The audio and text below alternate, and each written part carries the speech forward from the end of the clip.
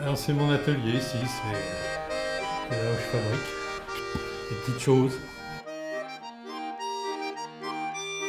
Je travaille sur Pierre et le Loup et je travaille particulièrement sur le grand-père.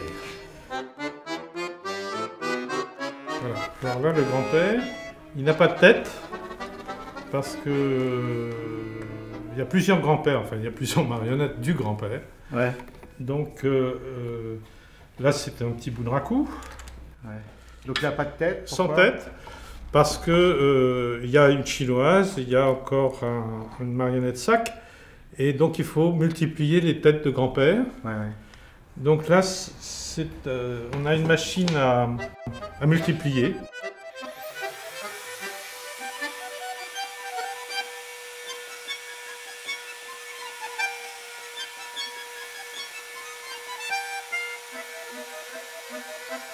Et l'idée de déparage, c'était de rendre une espèce d'hommage à ces sculptures sur bois, puisque ces têtes de bois, de marionnettes, sont traditionnellement faites en bois. Ouais. Donc il y avait une espèce de fil rouge qu'on a déroulé autour de la notion de bois, ouais. du bois. L'étape suivante, c'est effectivement de mettre en scénographie, c'est voilà. Ça? L'idée, c'était de partir d'une suggestion de l'atelier du grand-père, ouais. Parce que la reprise par l'image devait se faire à travers ce décor. Donc il est impossible de construire un décor, comment dire, du théâtre ce soir, c'est-à-dire on est des 3 murs pleins, on reconstruit une réalité absolue de l'espace. Là on est dans des lignes dans lesquelles le regard peut, à travers les murs, ouais. découvrir l'image cinématographique. Elle ne gêne pas la perception de l'image. Sinon, c'était un peu compliqué. Parce que l'image est au fond de la scène. Là, parce que l'image servait de fond, sert de fond au décor. Ouais, et c'était, ce que je trouvais intéressant, c'est de mêler à la fois des lignes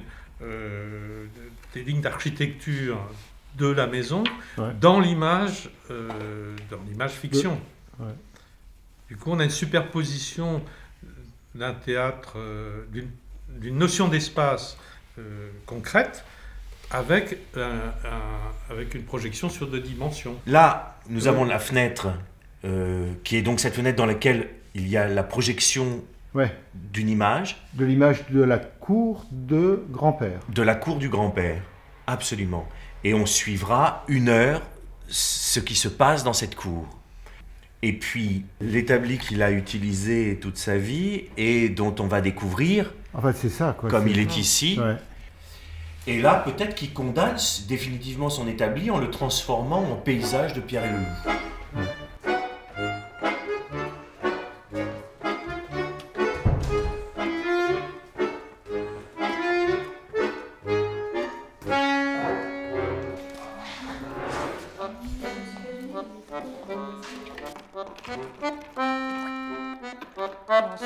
Si c'est nécessaire, je pense quelque chose comme ça. Je vais chercher, mais pas tourner comme ça.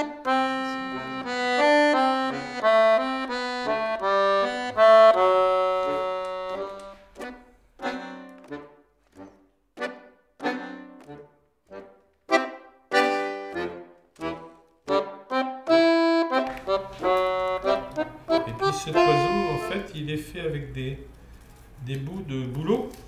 Un petit clin d'œil à l'univers du bois. Ah ouais. Et du coup, j'ai fait les plumes de cet oiseau avec des écorces de bouleau qui, quand elles sont très fines, se recroquevillent comme des plumes. Donc, sur un corps en tilleul. Et puis des mécanismes de parapluie.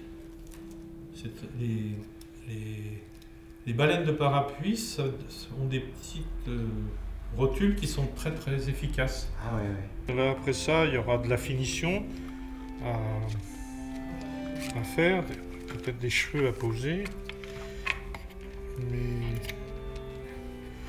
sinon, normalement, à quelques petits détails encore, elle va pouvoir aller travailler sur le plateau.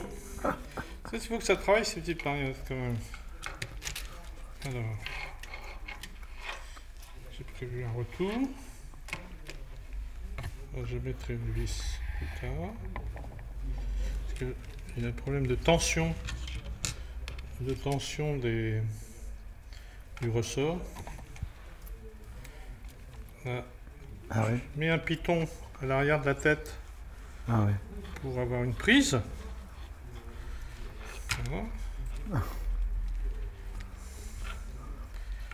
Et après, c'est au talent du... un peu magique. Et là, on a une aisance tête, dans l'articulation. Une tête qui raconte des histoires. Ouais. Mais il est super chouette. Vraiment, il est super agréable. Sinon, c'est génial de sentir, tu sais, même qu'avec le corps, on peut faire des petits, tu vois, il y a des petites choses qui sont tout de suite ça là, le fait qu'il est. La seule chose qui est un ça, tout petit super. peu dommage, c'est que c'est le mouvement des bras. j'ai ça, oui, qui est un tout petit peu dur. Mais encore, quoi, je veux dire, je pense que ça c'est. Faisable. Ah oui, c'est faisable. Tu vois. Je pense que là, ça bloque un peu, c'est-à-dire si je voulais vraiment continuer le mouvement, il s'arrête, mais est-ce que c'est grave? Pas vraiment, je crois pas. Hein. Au milieu de tout ça, il y a l'image vidéo qui vient. Il y a ce personnage qui, la vidéaste, c'est un personnage finalement qui peut nous renvoyer, nous aujourd'hui, marionnettistes ou comédiens ou metteurs en scène ou créateurs de spectacles. Elle nous renvoie à une réalité qui est qu'on est dans une culture de l'image, qu'on est dans la culture de la troisième dimension, et que finalement notre art, si je peux parler d'art avec la marionnette, ou notre artisanat, la marionnette, de toute façon est tenu de s'emparer de ces nouvelles technologies, et puis de les assujettir. J'aime bien l'idée que c'est plutôt la marionnette qui assujettit l'image, plutôt qu'elle se le fait aspirer et digérer et recracher. Et effectivement, ce personnage qui regarde, cet œil finalement, il vient nous cadrer, mais ça c'est le monde dans lequel on vit, c'est tout le temps, aujourd'hui on cadre avec un téléphone portable, avec un appareil photo, avec une petite caméra, tout le monde est là, on passe notre vie à cadrer les choses. Et là, elle cadre. Qu'est-ce qu'elle regarde? Et qu'est-ce que finalement sur ce grand écran, elle va projeter, qu'elle aura choisi, voilà, trié. Et c'est ce travail-là qui me paraît intéressant.